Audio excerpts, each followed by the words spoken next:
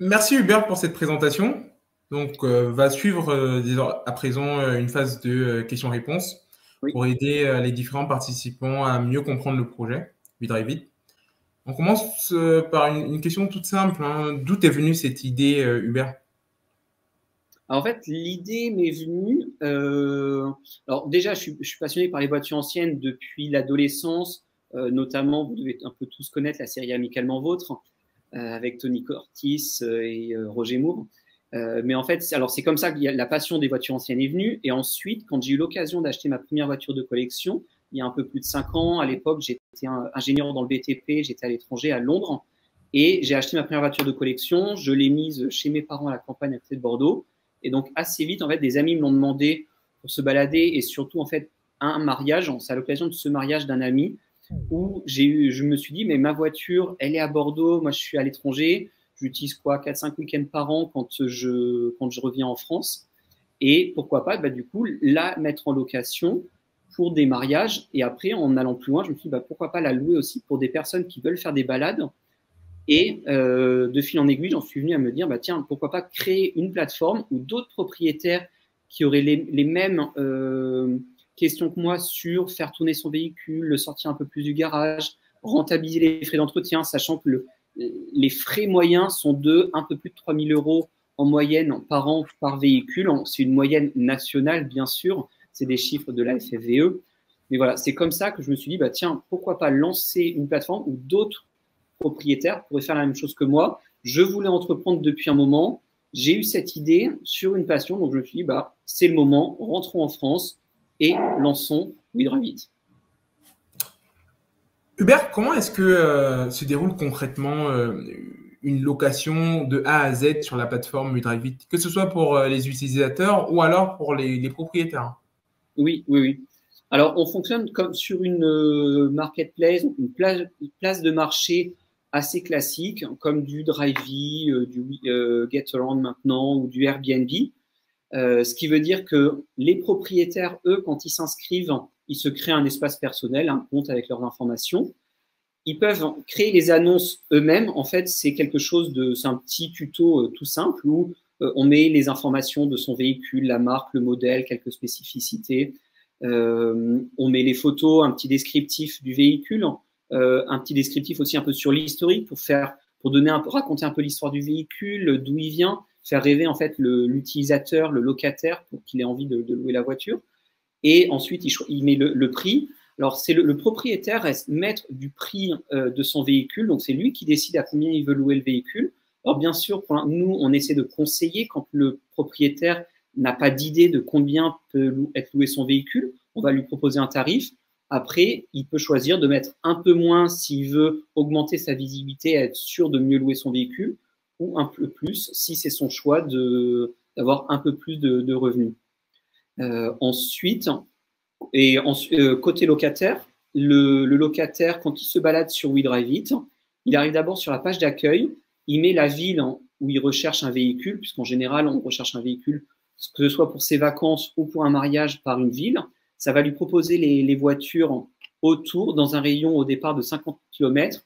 Il peut faire une recherche plus précise à 10 km près, ou une recherche plus large s'il veut avoir plus de choix, plus large, plus de catégories de voitures, plus de modèles. Et ensuite, il choisit le véhicule ou les véhicules qui lui plaisent. Il peut faire plusieurs demandes à plusieurs propriétaires. Et en mettant bien sûr les dates de début, dates de fin, ça va lui afficher le prix total de la location, incluant l'assurance. Il envoie la demande au propriétaire qui reçoit immédiatement une notification par texto et par mail.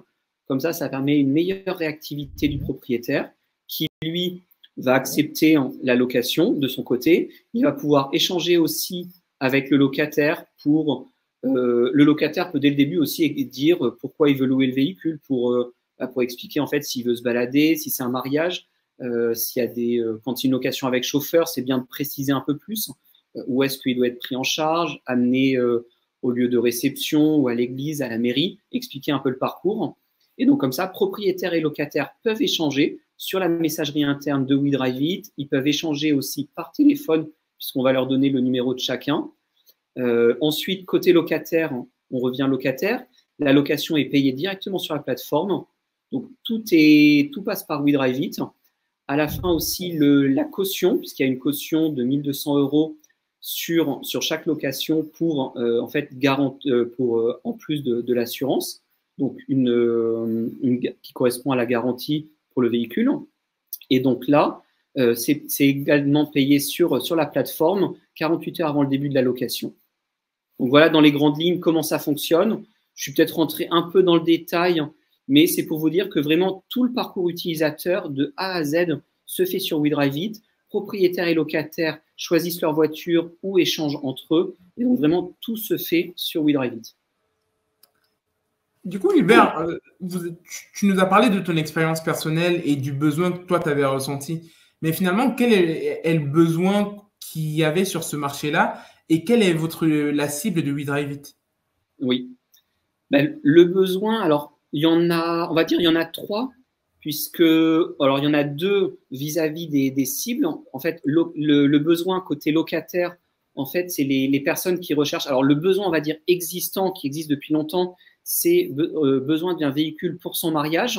Mais en fait, ce qui manquait, ce que les gens cherchaient, c'est une offre plus variée, avoir plus de choix, le véhicule de ses rêves, en fait, près de chez soi. Parce qu'en général, on faisait appel, si on faisait appel à un oncle ou alors on regardait une société qui a quelques voitures près de chez soi ou en fait à des locations avec chauffeur. Donc, on était quand même très limité en offre, en possibilité en fait de choisir le véhicule de ses rêves pour son mariage.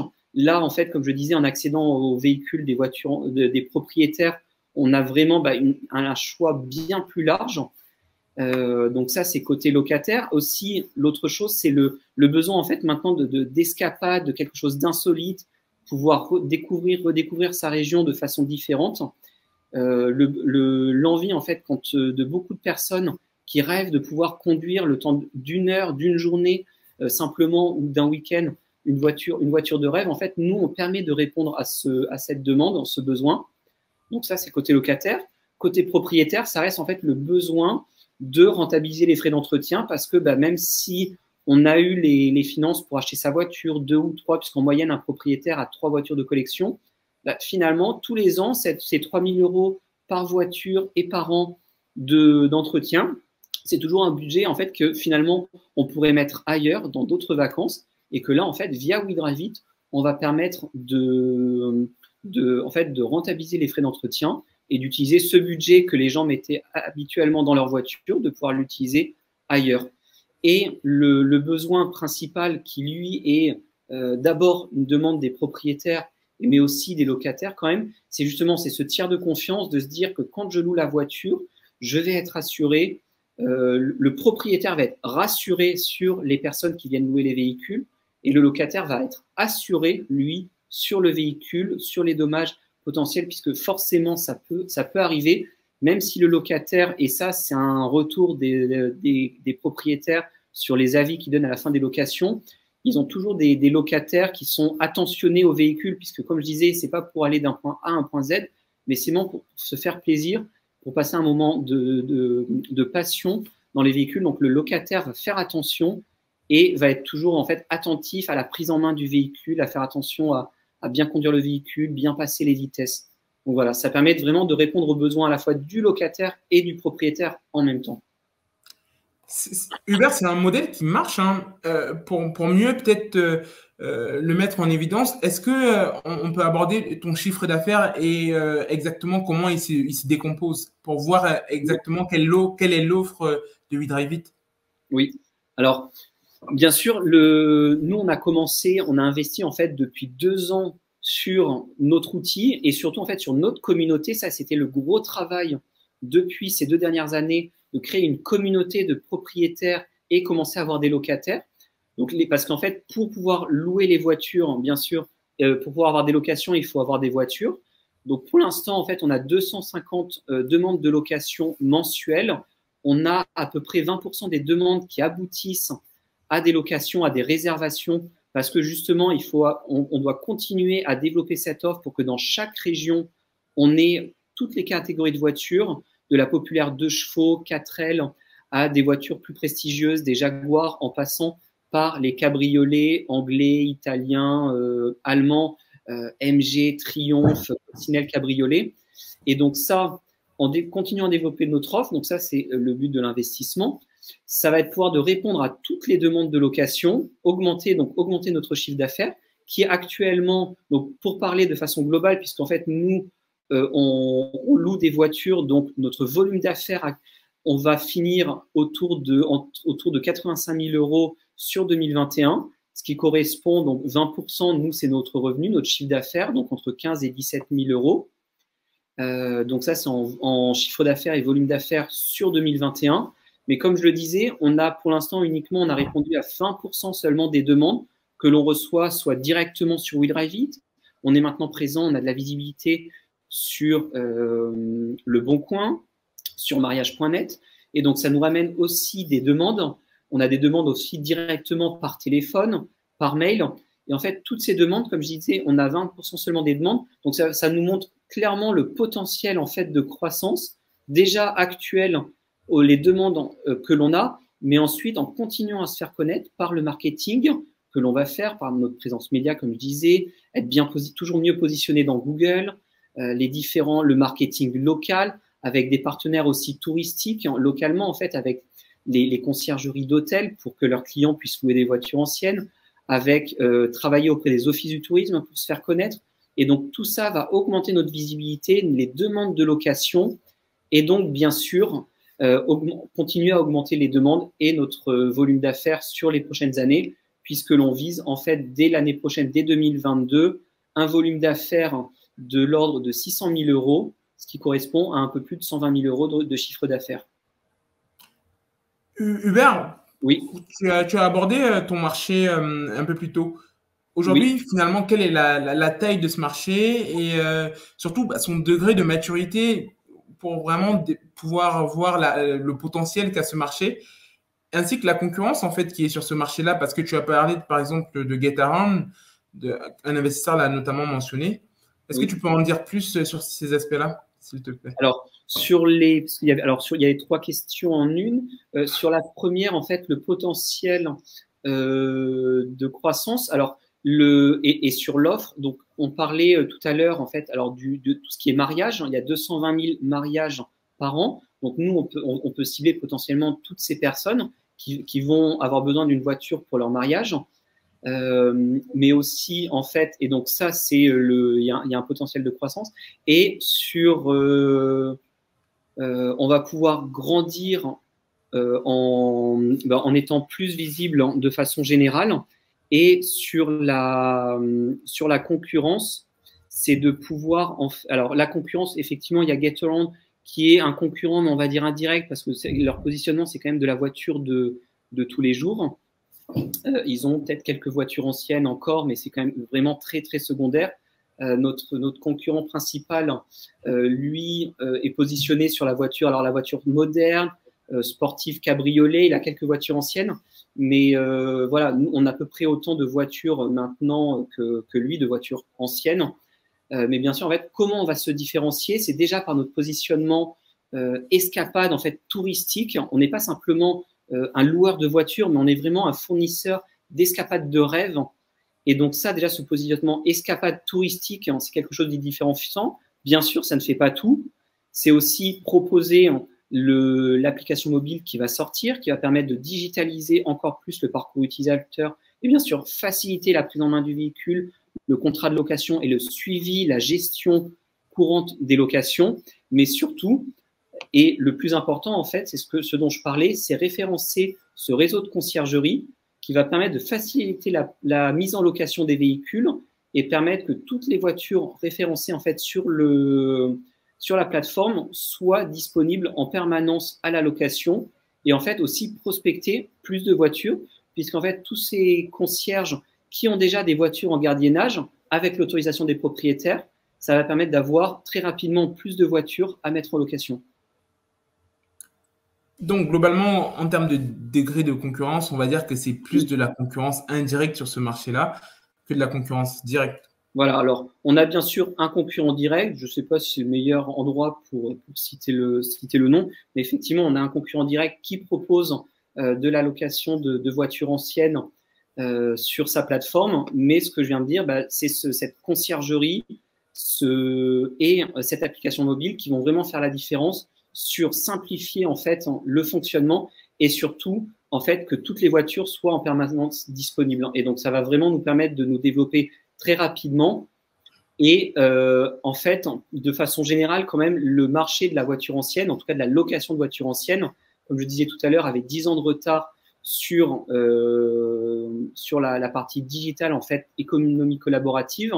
Et donc, à l'image de Yescapa, il y a 7 ou 8 ans, de Getaround, anciennement Drivey, il y a un peu plus de 10 ans, en fait, ils ont commencé comme ça à créer leur communauté, créer leur offre. Et après, en fait, en se faisant connaître, c'est comme ça qu'ils ont permis vraiment de décoller et d'accélérer.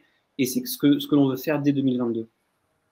Ok, on va donc rebondir en fait sur la question de Gary, qui parlait de l'appréhension que pourraient avoir certains propriétaires lorsqu'ils mettent du coup leur voiture de collection dans les mains des locataires. Alors là, ça pourrait permettre en fait de se demander si l'assurance tout risque elle est vraiment tout risque, quoi. C'est une assurance, alors déjà dans les conditions particulières de la Maïf, c'est quand même écrit noir sur blanc, assurance tout risque, avec une garantie dommage au véhicule jusqu'à 50 000 euros. Donc on fait attention à bien avoir des voitures d'une valeur de 50 000 euros, et celles qui peuvent être plus chères, c'est des voitures de professionnels, donc ils ont leur propre garantie. Mais pour les voitures entre particuliers, voilà, nous on couvre jusqu'à 50 000 euros. On va travailler pour 2022 avec notre assureur pour augmenter en fait ce plafond, pour avoir toujours plus de véhicules. Donc ça, c'est les dommages aux véhicules. Il y a l'assistance routière 24 heures sur 24 pour le dépannage, donc qui fonctionne de façon très simple en fait. Sur le contrat de location qui est signé entre le propriétaire et le locataire le jour de la location, vous avez en annexe les informations de l'assurance, de la Maïf, avec le numéro d'urgence à appeler. Et en cas de dépannage, la Maïf se déplace, dépanne le véhicule et ramène les utilisateurs, les conducteurs, sur leur lieu de départ, là où ils ont leur voiture. Ou leur hôtel, s'ils sont venus en train, là où ils sont venus chercher la voiture. Je pense qu'on a bien compris, en fait. Là, on a bien appris. Pour compléter, en fait, bien sûr, tout ce qui est les détails des conditions de franchise, justement le tourisme. Bien sûr, l'assurance, il y a tout un détail de garantie, de conditions particulières, de conditions générales. C'est peut-être pas le moment de tout détailler parce que c'est quand même assez long. Mais tout ça est clairement mis à disposition des utilisateurs sur WeDriveIt dans la section assurance. Il y a un résumé et il y a le lien vers les conditions particulières et les conditions générales. Donc, tout est vraiment affiché noir sur blanc en assurance tout risque pour louer les voitures anciennes sur WeDriveIt. Donc, pas vraiment d'inquiétude à avoir du côté des locataires et bien sûr du côté des propriétaires. Non, tout à fait. Voilà. Donc, véritable en fait tiers de confiance où voilà, vous assumez, je dirais, ce rôle-là au niveau de la mise en relation entre les deux parties, quoi. Voilà, on est le tiers de confiance qui est couvert par la Maïf. Ok, là, je pense qu'on a pu désormais bien comprendre en fait le marché et l'environnement concurrentiel. Mais vous, lorsqu'on parle de WeDriveIt, comment est-ce que vous mesurez votre performance? Quels sont les KPI que vous avez retenus, vous, pour qu'on puisse, nous, comme les investisseurs, mesurer la performance donc de WeDriveIt? Alors, on a d'abord des KPI que l'on mesure toutes les semaines et mensuellement. Les KPI de tout ce qui est notre positionnement marketing, donc la communauté, notre visibilité en fait générale. D'abord sur le site, en fait, l'évolution de la visibilité du site, le nombre de visites mensuelles. On regarde la différence entre le nombre de visites mensuelles et finalement le nombre de locations, le nombre de visiteurs uniques pour voir si le nombre de nouveaux utilisateurs augmente. Ça, c'est au niveau du site, mais on voit aussi en fait toutes nos visibilités de façon globale sur notre communication, donc sur les réseaux sociaux, Facebook, Instagram, un petit peu LinkedIn. On regarde aussi en fait d'où viennent les utilisateurs, s'ils viennent directement en fait d'une recherche par mots-clés sur Google, s'ils viennent de nos annonces sur Le Bon Coin, s'ils viennent des réseaux sociaux. On peut voir aussi s'ils viennent d'articles de presse quand on est passé dans la presse ou à la télé. Donc ça, c'est en fait voir d'où viennent les utilisateurs pour comprendre en fait le comportement qu'est-ce qui marche le mieux pour optimiser en fait en permanence notre visibilité et bien cibler et bien investir les montants aux bons endroits pour cibler les bonnes personnes. Ensuite, il y a des KPI sur chaque location. Sur les locations, on va regarder en fait les locations, les voitures, les modèles qui sont les plus loués pour essayer de faire de la communication un peu plus ciblée en fonction aussi un peu des régions, pour voir aussi en fonction des modèles les plus demandés, cibler notre prospection, puisqu'en fait, nous, on prospecte les véhicules vraiment région par région et voir en fonction des régions où il nous manque en tel ou tel modèle pour continuer à se développer. Donc après, voilà, ça c'est les KPI principaux. Donc bien sûr, après, il y a tout ce qui est voir d'un point de vue financier, tout ce qui est volume d'affaires, chiffre d'affaires, suivre bien les dépenses de ressources humaines, les charges générales et donc voir l'évolution des revenus de la société. Tu as parlé du coup d'acquisition, je dirais, de nouveaux utilisateurs. Mais finalement, est-ce que tu peux nous dire quel est le canal qui marche le plus pour aller acquérir non pas des utilisateurs, mais surtout des propriétaires? Parce que j'imagine, je suis peut-être pas le seul, que plus il y a de propriétaires, plus il va y avoir d'utilisateurs, quoi. Oui. Alors, surtout, plus il va y avoir de propriétaires, plus on va avoir un taux de conversion meilleur, où finalement le nombre de demandes vont se convertir en réservation payée sur la plateforme.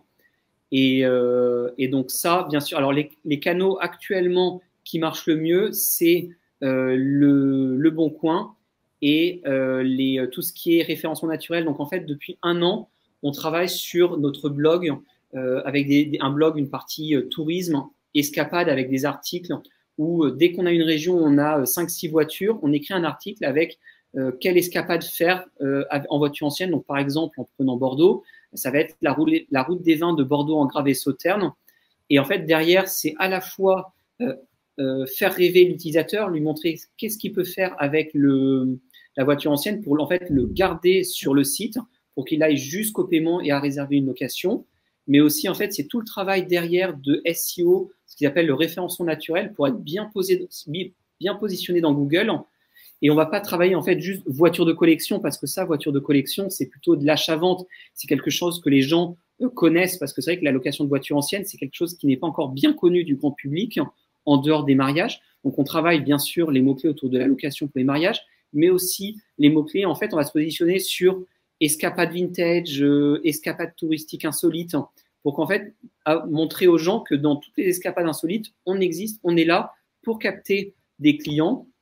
Et donc ça, c'est tout ce qui est voilà, le référencement naturel. Et on continue régulièrement à écrire tout le temps de nouveaux articles que l'on publie sur notre blog pour continuer à être mieux référencé dans Google. Donc voilà, ça, c'est les 2 canaux principaux, en plus, bien sûr, des autres que j'ai cités tout à l'heure. Et alors, il y en a un 3e, en fait, que l'on aurait voulu faire, mais avec la fermeture de tous les événements pendant le Covid, c'est tout ce qui est salon du mariage, parce qu'en fait, c'est quand même, ça reste, même si nous, notre positionnement, ça reste touristique, on veut pas rater le secteur du mariage, vraiment capter tous ces clients et en fait être présent sur des salons du mariage pour se montrer, se faire connaître à la fois des futurs mariés, mais aussi des wedding planners qui seraient en fait des partenaires B2B pour louer nos véhicules. Hubert, j'imagine que voilà, vous êtes une jeune start-up et vous avez un plan de développement. Aujourd'hui, concrètement, qu'est-ce que vous avez pu faire? Et voilà, dans ce plan de développement, quelles sont les cases que vous avez déjà cochées et où en êtes-vous concrètement? Oui, les cases cochées, c'est d'avoir en fait sorti notre service, notre plateforme web, avec une communauté de propriétaires, une communauté d'utilisateurs. On a notre partenaire La Maïf qui couvre les véhicules. Donc ça, c'était la première barrière par rapport en fait à c'est vrai que tout à l'heure on parlait des concurrents. J'ai pas parlé des plateformes de location de voitures en fait, du location rétro-mariage ou autre. On peut louer des voitures de collection mais avec chauffeur. Là, notre barrière en fait, c'est d'avoir cet assureur qui va couvrir les locations pour de la location sans chauffeur. Et en fait, déjà ça, c'est une première barrière. Et notre plateforme va… donc ça, voilà, c'est la première étape. Donc succinctement, ça a été de lancer WeDriveIt avec des voitures de collection à la disposition des utilisateurs. Ensuite, et là, c'est les sujets sur lesquels on est en train de travailler, donc l'application mobile qui est en phase de test final et la conciergerie. Donc là, elle est en prototypage. Ça veut dire qu'on est en train de s'occuper de la partie un peu juridique, comment intégrer ce concierge dans notre univers.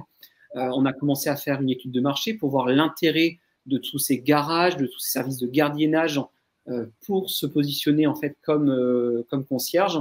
Et il y a eu un fort intérêt, plus de 50% ont répondu positivement, ce qui nous a convaincu en fait de vouloir se lancer dès 2022. Donc c'est en fait toute cette partie qui était de préparation, de prototypage, s'est faite sur 2021 pour être lancée dès la saison 2022, donc au printemps prochain. Je voudrais qu'on revienne, Hubert, sur du coup, la levée de fonds que tu fais que vous faites sur Happy Capital, oui. Donc de 300 000 euros. D'après ce que tu as pu nous expliquer, le nerf de la guerre, ça va vraiment d'aller chercher en fait de nouveaux propriétaires qui vont être séduits par ton offre et qui vont vouloir venir sur WeDriveIt. Est-ce que c'est à ça justement que vont servir les 300 000 euros que tu vas lever sur la plateforme Happy Capital? Alors, pas uniquement, puisque les 300 000 euros, en fait, il y a quand même plusieurs postes. C'est donc bien sûr acquérir plus de véhicules.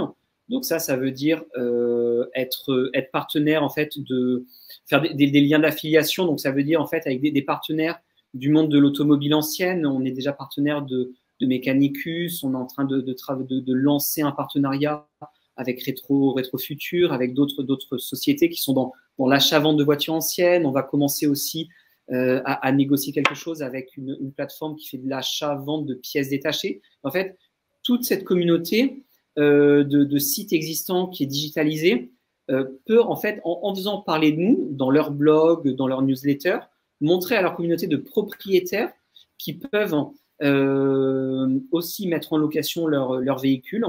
Et donc là, en fait, on communique chacun l'un l'autre, ou c'est des liens d'affiliation. Ça veut dire que nous, on les rémunère en fait pour nous amener un flux de propriétaires qui va s'inscrire sur notre site. Ça, c'est une chose. C'est continuer en fait, surtout en fait, j'ai envie de dire reprendre les salons de voitures anciennes pour être au plus près des propriétaires, c'est-à-dire être présent, soit aller directement en tant que visiteur sur les gros salons, parce qu'en fait, tous les clubs de passionnés sont sur les salons, et en fait, c'est aller les rencontrer en fait un par un sur leur stand pour leur faire parler de WeDriveIt pour enregistrer plus de véhicules. C'est aussi contacter, alors par téléphone, par mail, aller voir directement, c'est les clubs en fait, en plus d'aller les voir sur les salons, c'est aller les voir directement là où ils sont, et pour faire parler de nous, et que en fait, en captant une personne dans un club, que lui-même en transmette le message à tous les membres de propriétaires, pour lui dire, moi, je me suis inscrit sur WeDriveIt, ça fonctionne, les locataires font attention à mon véhicule, j'ai des revenus, vous aussi faites la même chose, faites sortir vos véhicules, faites-les tourner et rentabilisez les frais d'entretien. Donc ça, c'est un premier poste d'investissement sur développer l'offre. Et aussi, c'est investir en fait. Alors ça, c'est à la fois nous travailler sur essayer d'homogénéiser un peu mieux les tarifs pour que dans une même région, comme c'est les propriétaires qui choisissent, essayer d'homogénéiser les prix pour que chaque catégorie, chaque modèle de voiture soit à peu près à des prix à peu près standards. Et ça, en fait, c'est travailler sur des fonctionnalités pour que quand on s'inscrit, on puisse proposer automatiquement un tarif moyen pour ce type de véhicule, pour que le propriétaire, en fait, ait directement le prix moyen. Après, bien sûr, il a toujours la main sur son prix, il peut toujours baisser un peu, augmenter un peu le prix. Donc ça, voilà, ça c'est un des postes, ça va être sur les voitures. Je pense que tout à l'heure, j'ai parlé des autres, donc sauf s'il y a une des questions qui était plus précise sur les autres postes de dépenses, je pourrais y répondre s'il y avait une question spécifique là-dedans. Encore 10 minutes à peu près, Hubert. Donc, je voudrais qu'on revienne également sur les questions posées par d'autres investisseurs. Une question qui revient en fait de manière récurrente, c'est est-ce que vous entendez diversifier votre offre, peut-être proposer d'autres types de véhicules? Alors oui, effectivement, il y a une première chose, c'est les véhicules rétrofités. Alors, C'est vrai que ça va être quelque chose qui va mettre un peu plus de temps parce qu'il n'y en a pas beaucoup pour l'instant. Mais en fait, être le premier loueur de véhicules rétrofités en France. Et donc, ça veut dire, en fait, contacter via nos partenaires qui font du rétrofit, dire aux propriétaires, bah, voilà, votre voiture, elle a un moteur électrique, ça va être encore plus facile de le conduire. Bah, mettez-la sur WeDriveIt. Donc, ça, c'est une première chose. Ensuite, alors pour l'instant, c'est vrai qu'on l'a pas trop fait. On a vraiment commencé par étapes. Véhicules vraiment collection. On est très collection, on est un peu moins Youngtimer. Et en fait, ça, c'est un marché aussi qui plaît. En fait, les Youngtimer, voitures fin des années 80, surtout années 90, il y a toute une part en fait de clientèle, on va dire jeunes, quarantenaires, qui sont quarantenaires, qui commencent à avoir des moyens, qui ont envie de partir en week-end pour se faire plaisir, qui ont envie d'escapade et qui ont en fait avaient des voitures de rêve, mais leurs voitures de rêve, quand ils avaient 20 ans, bah, c'était les années 90. Et en fait, toute cette gamme de voitures des années 90 fait rêver à tout un groupe de personnes et auxquelles on n'a pas encore vraiment adressé le fait de se concentrer sur les voitures de collection. Et en fait, en s'élargissant aux voitures anciennes, en incluant ces Youngtimers, bah, en fait, on a déjà beaucoup plus de voitures, beaucoup plus de potentiel et surtout, en fait, une cible qui a les moyens de partir en fait en week-end au volant de ces voitures. Et donc, effectivement, c'est une partie de notre croissance. On prend une question au vol, hein. Donc de la part de Valentin. Sur votre commission de 20%, quelle est la part dédiée à l'assurance? En fait, l'assurance est en plus. Alors, ça s'affiche dès qu'on fait la demande, mais l'assurance, elle a 19,40 € par jour de location. En fait, c'est un tarif unique qui a été négocié par la Maïf, que l'on loue une 2 chevaux ou une Mustang ou une EMG. C'est un tarif moyen qui a été convenu avec la Maïf, 19,40 € par jour de location, et donc qui est en plus de ces 20%. Donc vraiment, les 20%, c'est notre commission pure qui revient à WeDriveIt. Et donc, j'en profite de la question de Valentin pour rebondir sur une autre question d'investisseur qui demandait comment est garantie et gérée la panne durant une location. S'il y a une panne, le conducteur appelle la Maïf qui va tout de suite le mettre en relation avec le service dépannage pour être dépanné.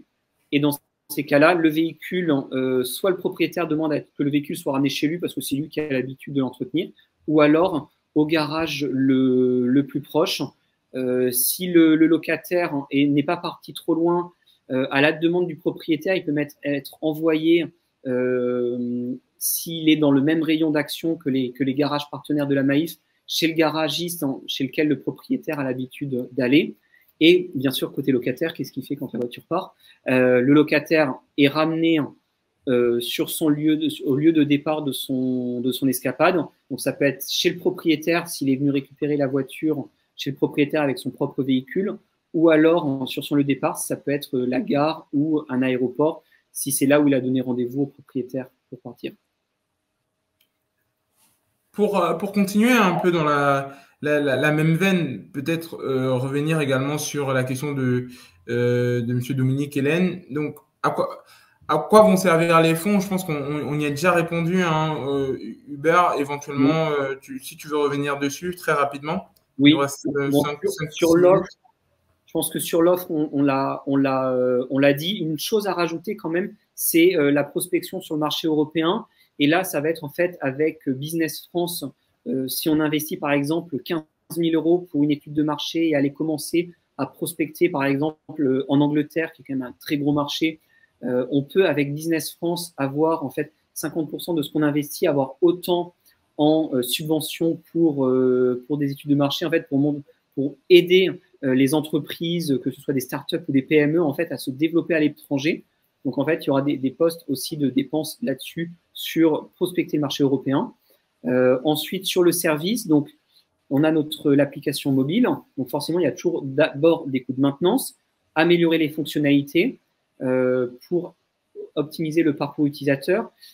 Surtout, il y a on va dire, du back-office, c'est-à-dire ce que voit le propriétaire dans sa gestion en fait, des véhicules, pour qu'il puisse suivre vraiment de façon améliorer ses revenus mensuels, ses dépenses annuelles pour lui dire à la fin de l'année, vous avez gagné tant et vous devez déclarer tant en revenus secondaires pour déclarer pour ses impôts.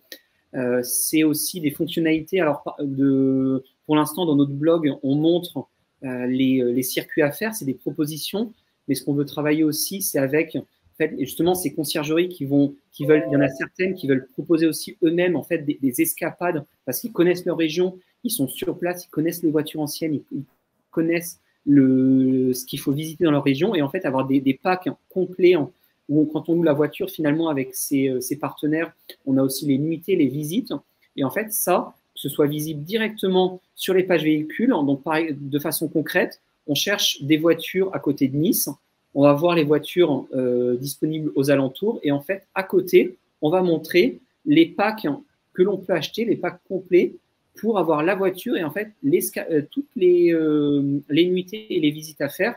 Et en fait, là, c'est des fonctionnalités forcément à développer qui demandent du temps. Et surtout, en fait, nous, derrière, ça va être du lien d'affiliation et donc récupérer des commissions sur la vente de ces circuits de ces partenaires. Donc ça, c'est sur le site et l'application mobile. Hubert, oui. Concernant du coup, excuse-moi de te couper, hein, parce on va peut-être manquer un peu de temps, mais je voudrais qu'on aborde une question importante qui est vraiment en fait les prochaines étapes, les next steps, oui. les prochaines milestones à valider pour WeDriveIt. Est-ce que vous avez un pays peut-être européen? J'imagine qu'il y a déjà le marché français à conquérir.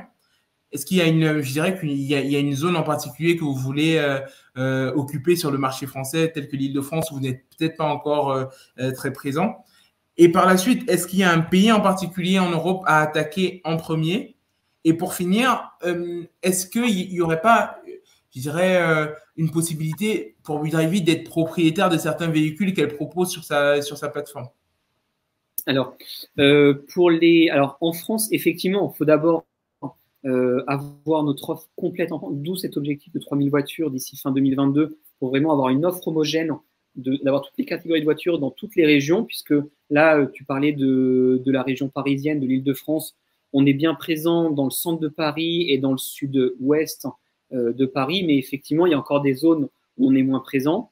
Pareil, il y a d'autres régions en France où on est moins présent. Donc là, c'est finir de développer notre offre en France et ensuite en pays à se développer, le premier en fait qui vient, c'est l'Angleterre parce que l'offre est énorme. La demande aussi de passionnés de voitures anciennes, de visiteurs, de touristes en Angleterre.